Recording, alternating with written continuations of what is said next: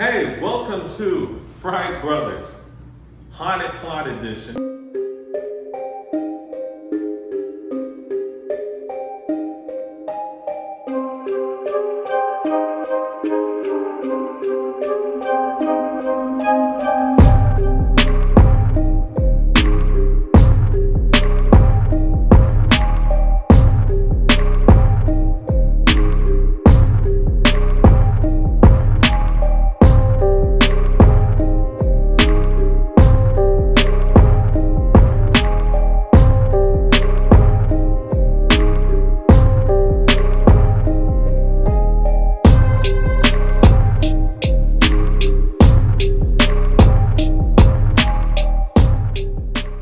Today we'll be slicing and dicing through Barbarian 2022, directed by Zach Cregger. This is his first film debut as a director. We also, in this film, have our leads, particularly one lead, and her name is Georgina Campbell. She plays the character Tess. We see Justin Long in this film, who plays AJ, and we have Bill Skarsgård, who plays Keith. So this film has received a lot of critical acclaim.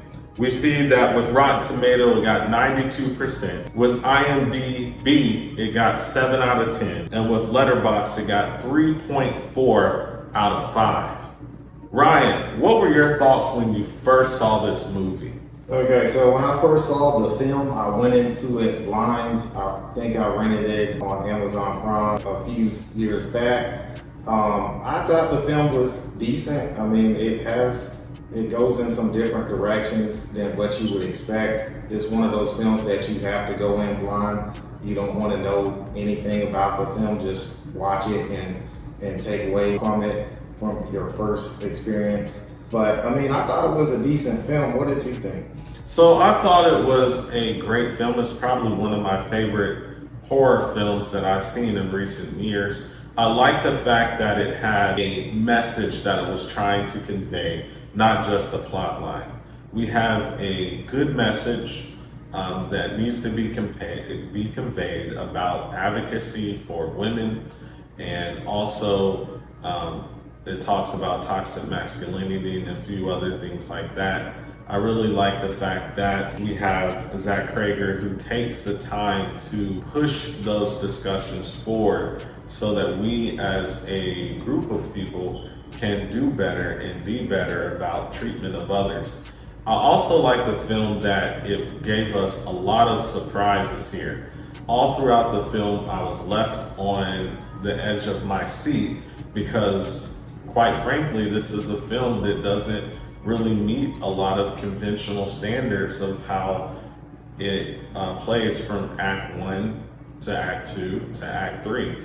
And I know in an interview that Zach Cregger said that he wrote this film not in the traditional act setting, but still nonetheless, we're gonna break this film down into 3 acts.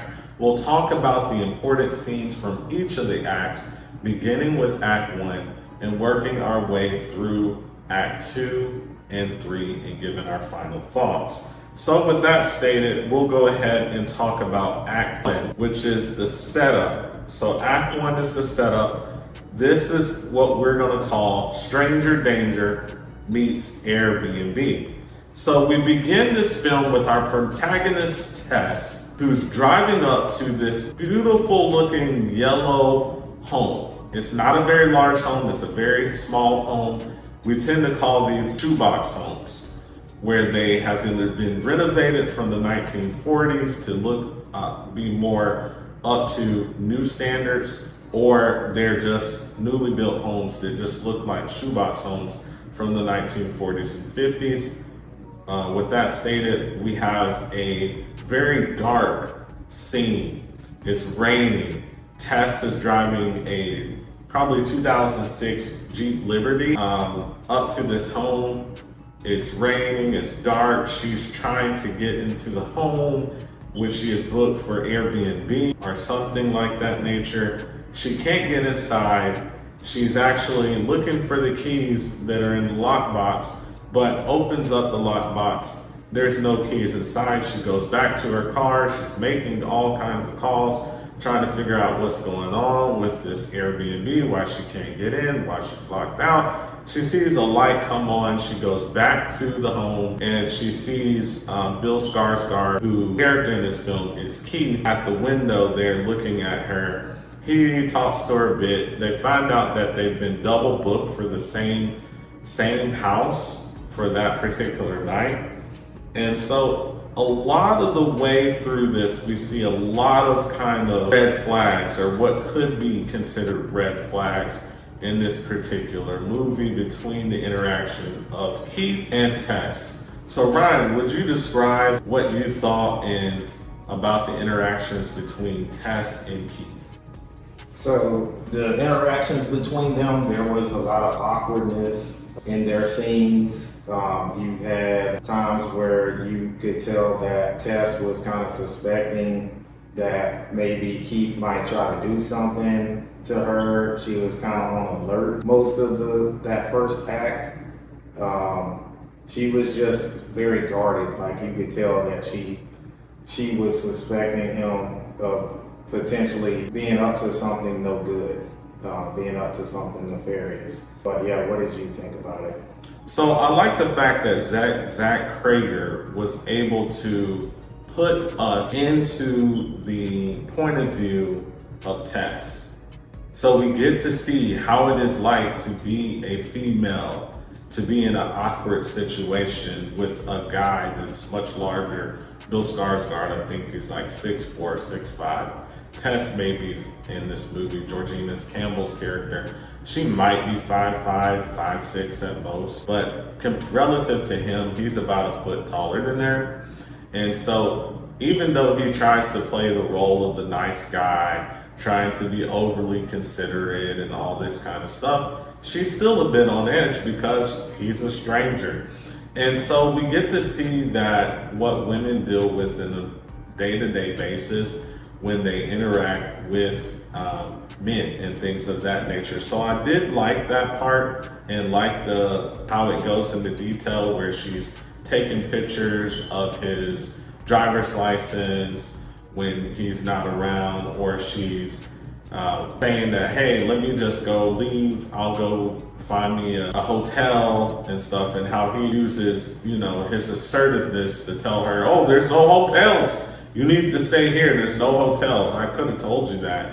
There's another convention for medical students or doctors going on, and so all the hotels are booked, you won't be able to do that. Or other things where he's trying to give her something to drink, or later on when he's like, yeah, I knew you wouldn't want the wine if I opened it, so I just wanted to wait till you came out of the shower or whatever you were doing, and then we can share this wine and I'll open it right in front of you and stuff like that. So we see a lot of this nice guy persona played by Bill Skarsgård, and we see that Tess is still kind of a little bit guarded, which is a good thing to be, because a lot of bad guys out there will play a nice guy persona and to lure people in. And so I really enjoyed that about the movie.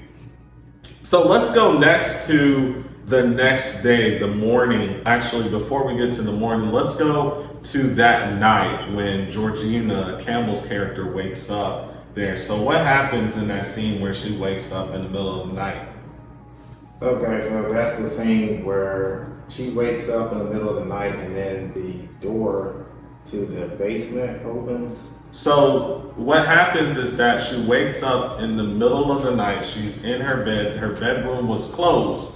We show that the previous scene, her bedroom was closed. And then she wakes up and sees that it's open. And then she also hears him, like, she hears, yeah, so she hears some noises. She sees that her bedroom door is open when she had closed it right before bed. And then she looks into the living room and sees Bill Skarsgård's character there, who's like frantically having some type of dream, some nightmares and things of that nature. So Ryan, tell us a little bit about what you thought about that scene. Okay, so that scene kind of gives you a little bit of a sense of dread. Gives you a little bit of some horror elements because you don't know what's happening. You don't know anything about Keith or his history, and you just know that she's in the house with him, and then you know it's dark and you're hearing noises, so your brain is trying to figure out what is this guy up to, what is he doing, we want to know more. And so when you see that, you're like, oh, okay, you feel a little bit less fearful during that scene, but I mean, it was kind of a little bit of a first little scare in this movie. So going back to Zach Cregger and his ability to allow the film to be seen from Tess's point of view, we know that Tess closed the door before bed. She didn't lock it, she closed it, but the door's open. So that's already going to put her on edge. She's sleeping in the same house as a stranger, Bill Skarsgård character there, Keith, and she's thinking at that time, Keith must have tried to come in here. I don't know what he's doing, but that's very weird and could be a very dangerous situation.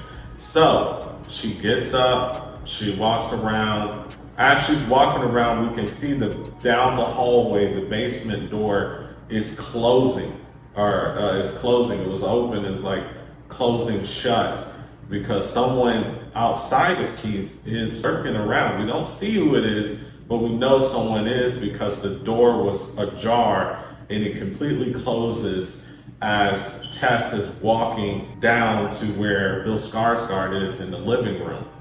And then she wakes him up and he's startled. So we know that he probably didn't do that because he was having nightmares and all that kind of stuff. It seemed like he was panicking in his sleep in a way that was very believable. And then the next scene that we have is in that next morning, Tess wakes up, she goes to her interview. Her interview seems to have gone well from all looks of things. And then the interviewer starts to talk about where did she stay, and then she talks about it with the interviewer. And so, with that stated, what did the interviewer say to her about where she was staying when she mentioned where she was staying? So she was shocked at the place that Tess said that she was staying at, mainly because you can see when Tess leaves the house in the morning to go to the interview, that neighborhood is just deserted. Houses are dilapidated. Yeah. Everything is just graffiti everywhere all over the houses and no landscaping, just trash. Like everything is trash. So the lady at the interview pretty much lets her know that she's staying in a bad area and she's wondering why. Yeah, so Georgina's Campbell's character downplays it. Oh, it's not that bad. I have a roommate and stuff. I'll be okay. But we see the interviewer is not backing down. She continues to say, well, no, you need to get out of there. That's a bad part of town. Don't be there. You don't need to go back there and stuff like that. And so we see that we have an omen here of what's to come. We have someone telling them, this is a bad area. Don't go there. So next we move into the scene where Tess makes her way back to the Airbnb. And this time it's light, just like Ryan mentioned when she was leaving, it was light outside. You can see all the homes are dilapidated except for the Airbnb that Tess is in there. And so all the homes are beat up, trash, things like that. And so it creates this kind of weird feeling. And then out of the background of the camera, we see some figure that looks to be running. And of course, the film does this a lot. It has Georgina's Campbell character walking, moving, and we see what's behind her. This time, it's not the closing of a door. It's actually looks to be a person who's without a home, running to her and telling her, little girl,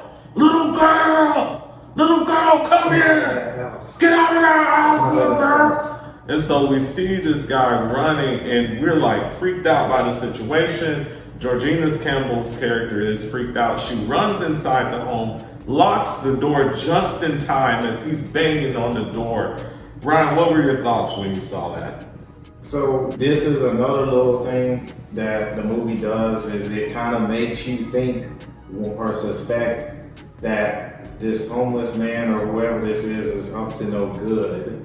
And it just gives you a little scared, because you're like, you're like, as a viewer watching this movie, you don't know what's going on. You see this guy just running full speed towards her, and he's yelling at the top of his lungs, and you feel the same way that Tess feels, and you're just like, let me get away from this guy. And she gets in the house in the nick of time and locks the door, because she still doesn't know what to expect at this moment in time. So Zach Cregger does write this film, and it was an interesting choice to have this homeless man in this film. It kind of reminds me of Terrifier 2016, where you have the homeless lady who's the one that has the knowledge. And in this same film here, Barbarian 2022, we play on this trope of the homeless person that everybody rejects has this knowledge about how to interact in this town that we'll later see in this movie. So interesting to add the trope of the homeless character who possesses a bit of wisdom here. I thought that was interesting. So we'll move into the ending of Act 1, which is where Tess goes down to the basement. She gets locked out there. She went to go grab some toiletry or toilet paper and tried to come back up, but the door locked. She starts looking around. She sees this rope and starts pulling on it, and notices it opens up a door in this tunnel that's looks like it's 1,000 miles of tunnel. And so she starts walking down there. She discovers a room over on, I believe it was on the right side. It was a room that had a stained mattress, a bucket, video camera, and a blood-stained fingerprint. And so what were your thoughts when you saw that, Ryan? Okay, so this is where the film jumps into a different direction. So it kind of caught me off guard, because I wasn't expecting this. When you first view this film, you kind of think that Keith is the bad guy. You still kind of suspect that at this moment, because you're just like, what is going on? Because Kevin was saying that the big tunnel underneath the house, and you're just like shocked. You don't know why there's a tunnel, you don't know why there's a television, and then why there's a mattress in this bedroom that's underneath the house. This film keeps you on your heels at this moment. So the interesting thing about this is it flips the script on its face. So all throughout this movie, we've been thinking about what is the dynamic between Keith and Tess.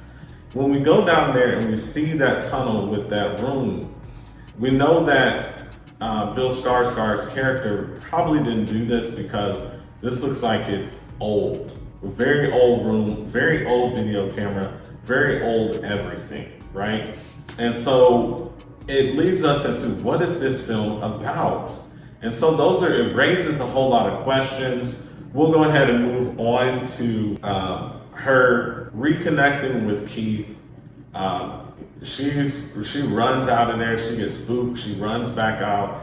She looks through the little small basement window, hears that Keith was knocking on the door upstairs, and then she yells, and Keith sees her in that window, and she hands him the key.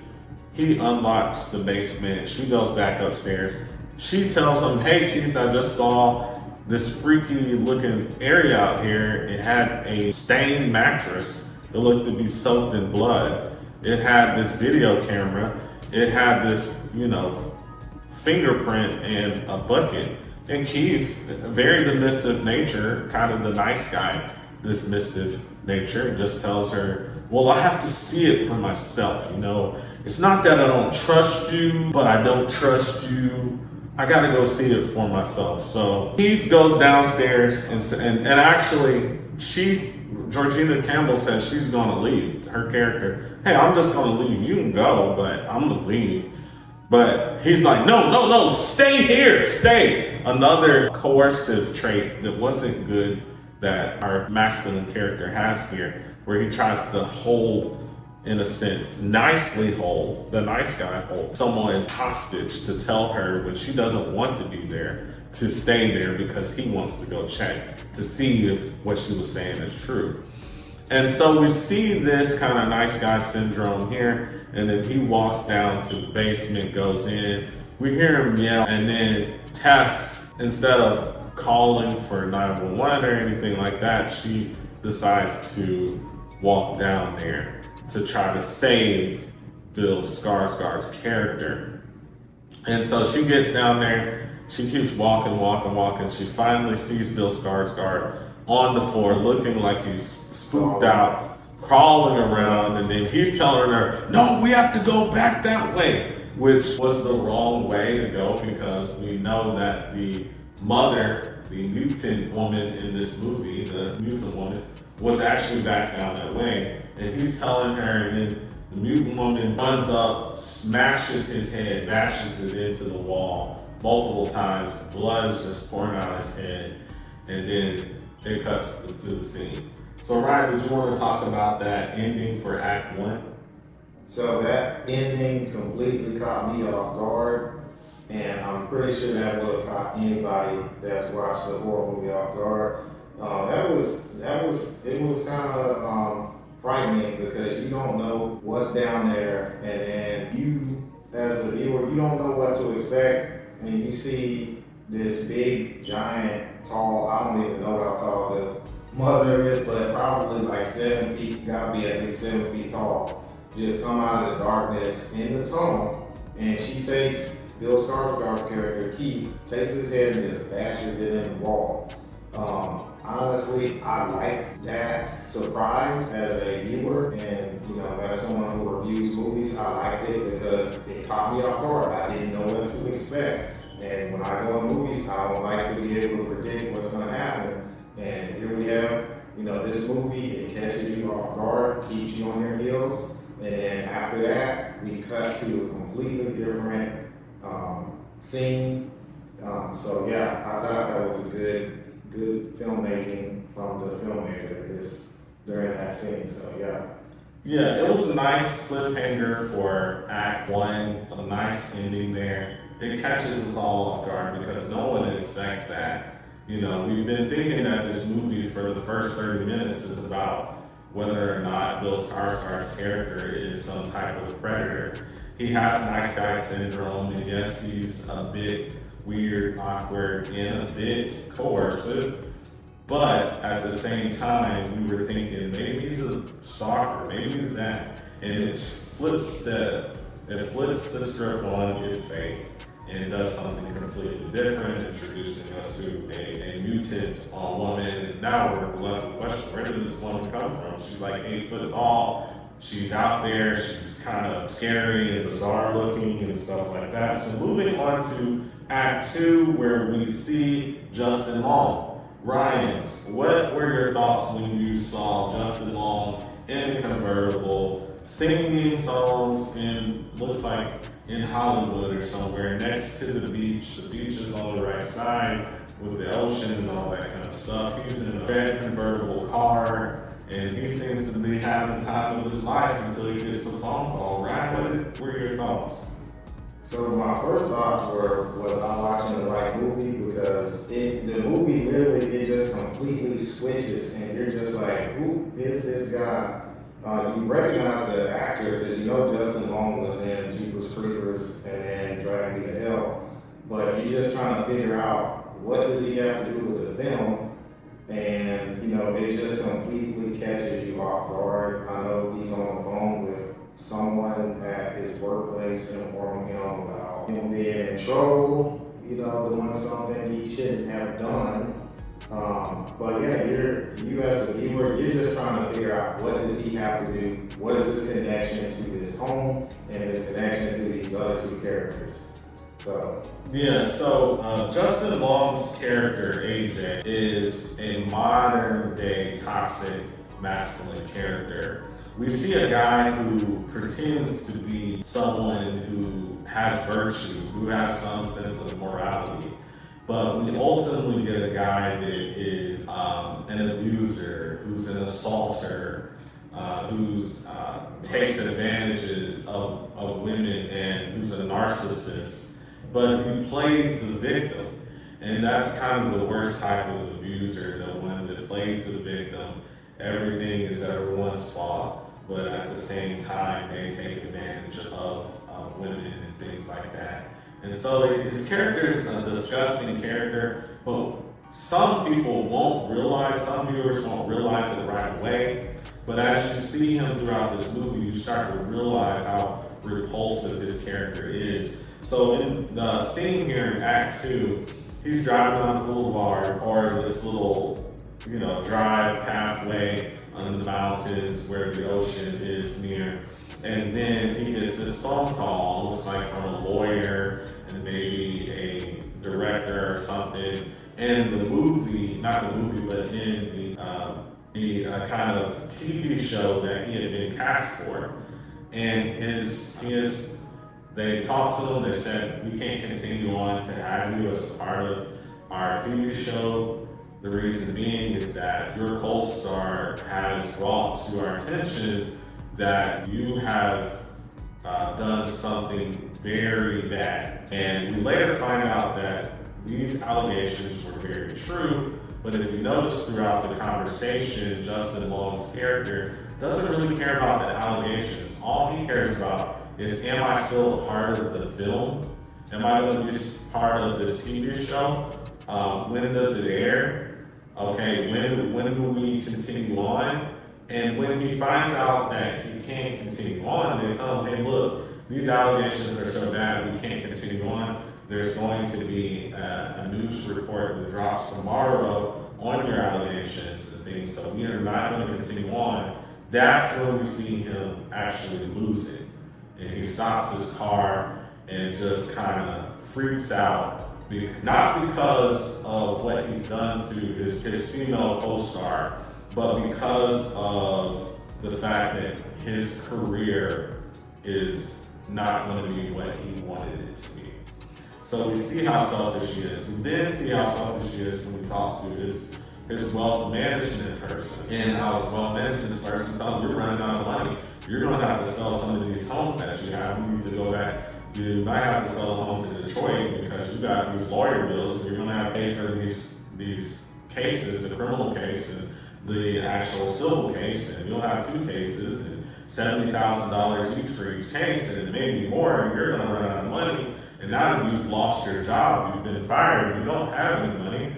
And we see him go to Detroit in a little small car, and we find out that he's there to maximize profit by trying to add on more square footage for his home. When he finds out, he goes back to his house that Georgina Campbell's and Bill Skarsgård's characters were Airbnb at his rental house.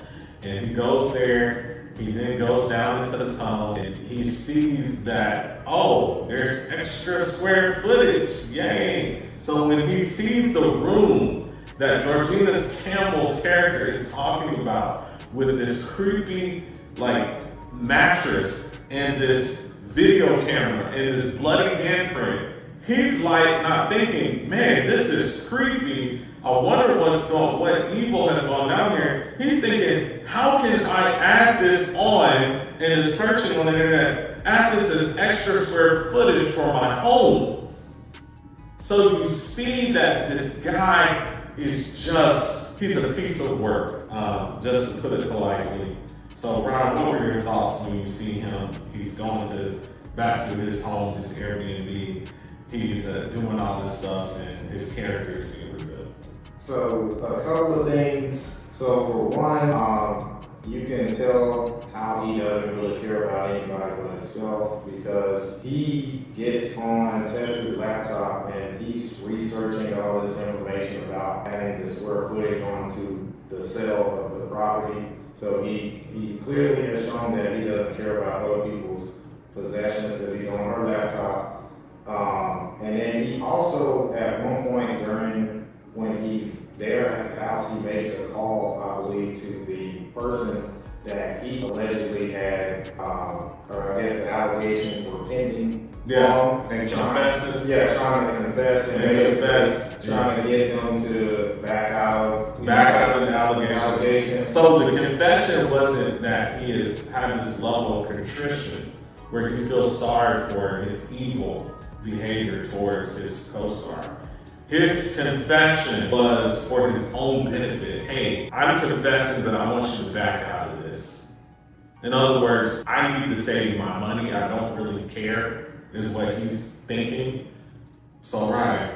So basically you just see how much of a terrible person he is and how narcissistic he is. And then even when he talks to his friend, he's revealing, his friend's asking, did you really do it? He's like, and you know how it is. You have to kind of be forceful. And that's what his character says. And we're just like, we're appalled that he's saying these things, but we're realizing more and more this guy who we think was a nice guy, who looked from the outward looking in, he looked like a guy that had his stuff together as an actor, as a person who looks successful. But we see he's very evil inside. Yeah, and so we see he doesn't really take accountability for anything, and just that he is an evil person. So yeah, he's a narcissist. He's also an opportunist, like we talked about the measuring of the rooms. He's getting out a tape measure to measure the room so he can calculate the square footage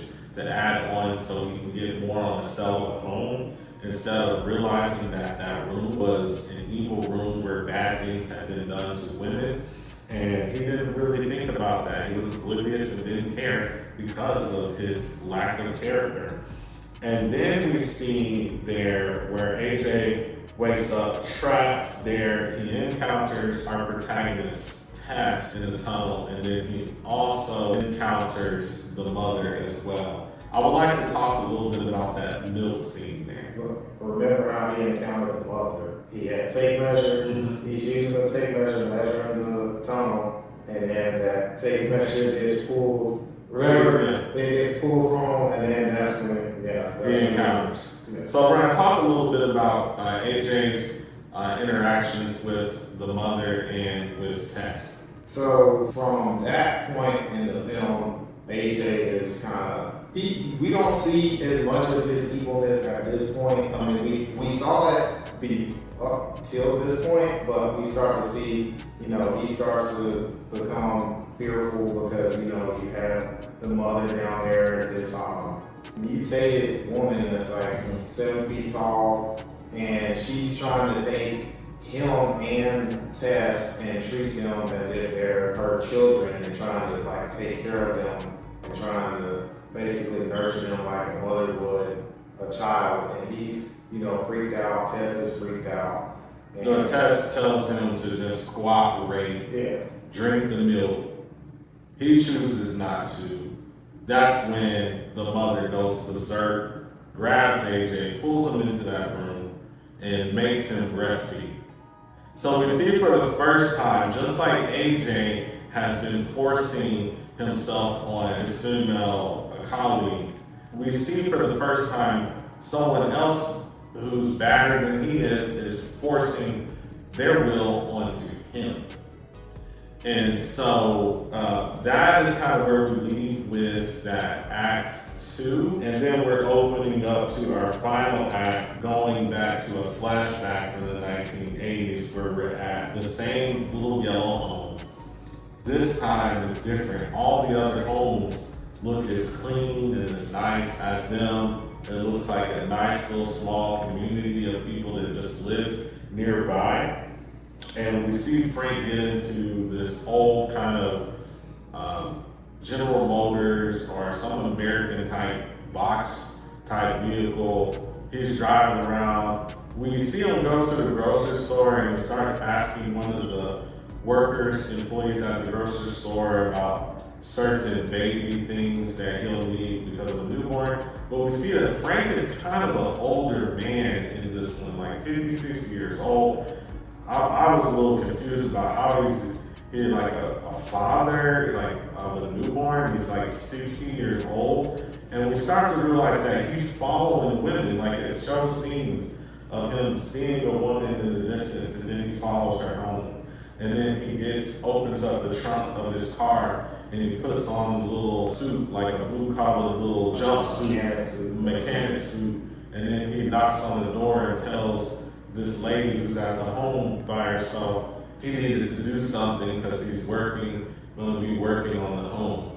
And then he unlocks some of the windows from her home and then said he's good to go. She never sees him do that. So basically we see this predator who's casing out homes that he sees women at, stalking them, opening up the windows in their home, even going into their home on the pretense, the fake pretense that he's trying to help them to eventually be a predator and take them out and to do all kinds of evil acts against them. So we see that in that scene. We also see later on in Act 3 where Tess finally escapes. She gets out of the home. She makes her way out of that. She tries to call authorities. The authorities are basically no help. They dismiss her. Why do you think they dismissed her, Ryan? So they dismissed her. One, I believe the cop asked her if she has an ID, and she says no. But the main reason being is because they suspect that she might be crazy because of just how, like, her appearance at the time. She's all dirty and stuff, and then because they probably also don't expect someone to be in that area unless they're homeless. And yeah, they think that she's unhoused, an unhoused woman who's dirty and not clean. And so they're very dismissive. They do go back to Barbary Street with her to that home. But then they say, ma'am, is this your home? No, it's not. Oh, well, you can't even get inside. You don't even have the key or whatever. So we're not going to do anything. And then they get a call about a shooting and they drive off. So we see this dismissive nature of masculinity being dismissive toward our female protagonists in this film. And then we see later on about AJ. So AJ is stuck down there. Georgina Campbell's character is trying to help AJ and things of that nature to save him. So she actually goes back in to save AJ. And to long story short, AJ ends up shooting her by accident and things of that nature. So before we get into that, the last end of Act 3, I wanted to talk about AJ's conversation with Frank, because he encounters Frank in one of the rooms who's laying in the bed, and then all the movies that he has of all his evil acts that he's done. So talk about that, right? Okay, so Frank is the previous owner of the house, and AJ comes into contact with him, and Frank is the gentleman that's laying on the bed, the older gentleman, and he sees the movies, and then he actually gets one of the movies out, and he starts to play it, AJ starts to play it, and then what happened after that?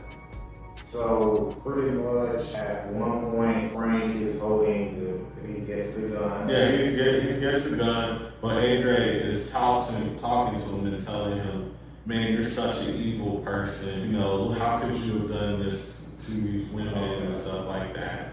And then, at first he wants to help Frank, but then he sees the movie and he's like, no, I'm not. We're gonna call the police. And that's what prompts Frank to actually get the gun, the revolver out. And then we think, oh no, AJ is going to be taken out, but Frank takes himself out in order to avoid any accountability for the atrocious acts he's done to these women for all these years, for 50 years, 40, 50 years.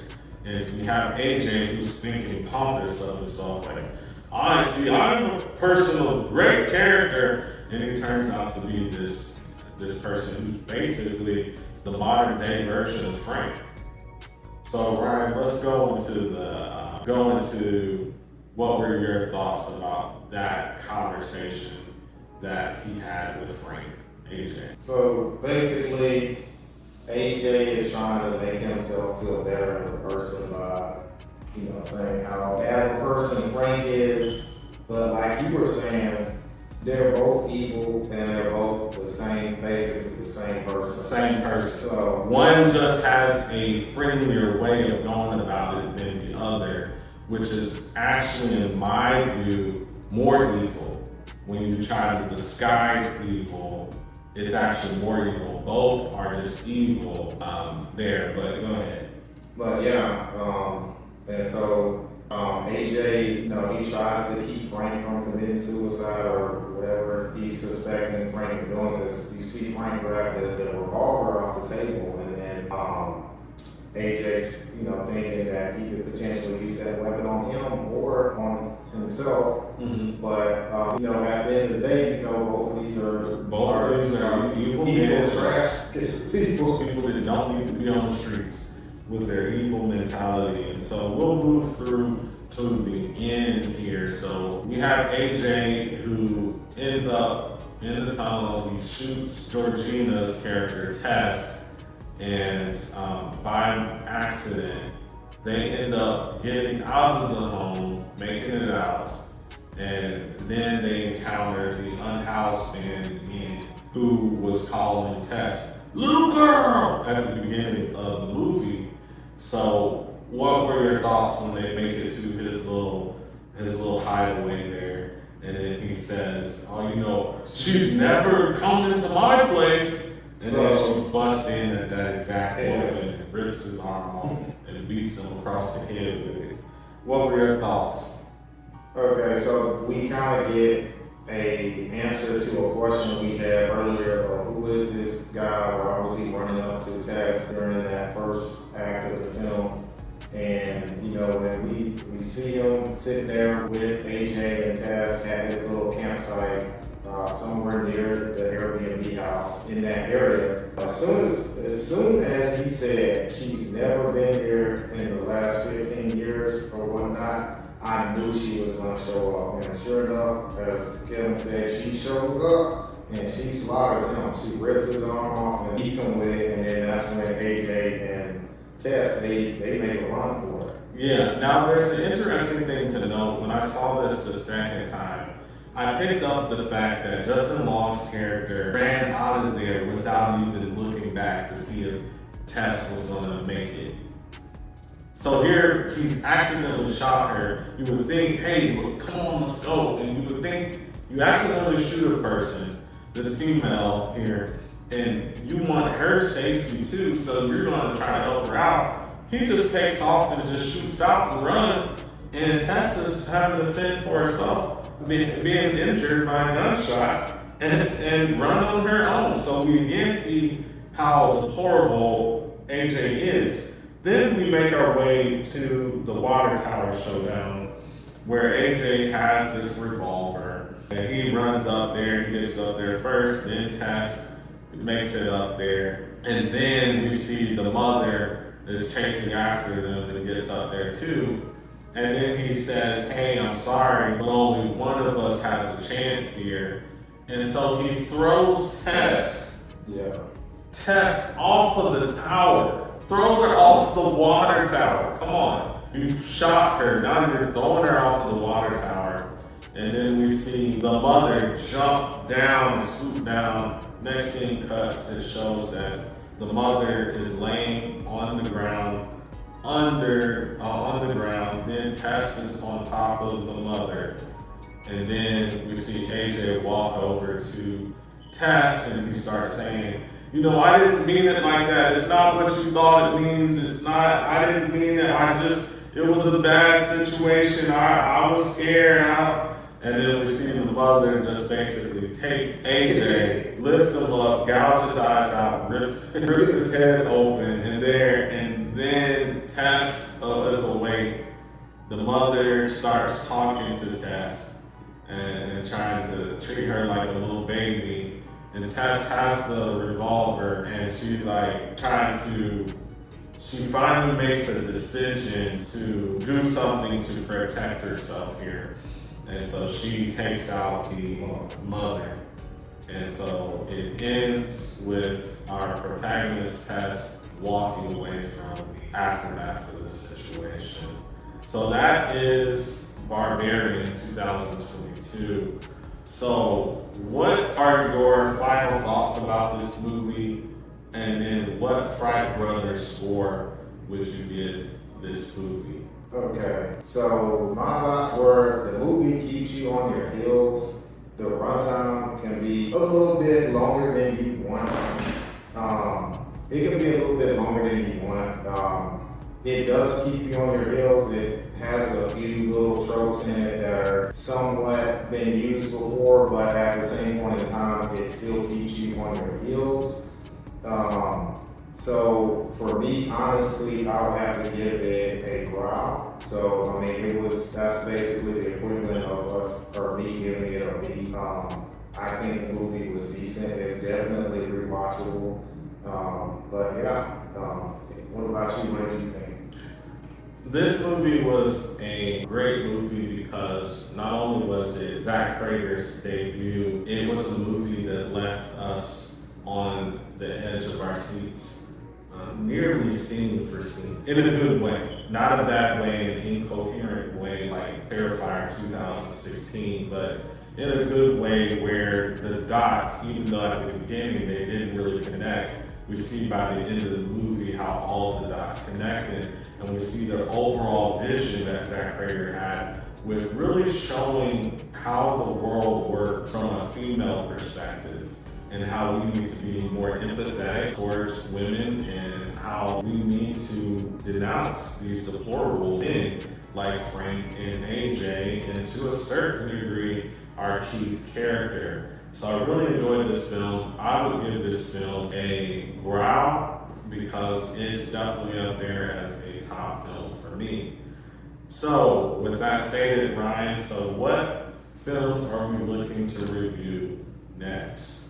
Okay, so the next film we're looking at is going to be Sinister from earlier this year in 2025. So we're going to be looking at that, and we're going to look at the Conjuring franchise as well coming up. So yeah. Okay, and Fright Fam, we enjoy all the comments. We do our best to respond to all the comments. So if you put a comment down, as long as that you can disagree with us, we're fine with that. As long as it is not a personal attack or name calling type of thing that is, within good taste, we will respond to the comment there. We would love to see more discussion in the comment section as we try to build this community of a Fright family who enjoys horror movies here. So like, subscribe, and comment below. And again, remember, Fright fam, be watchful!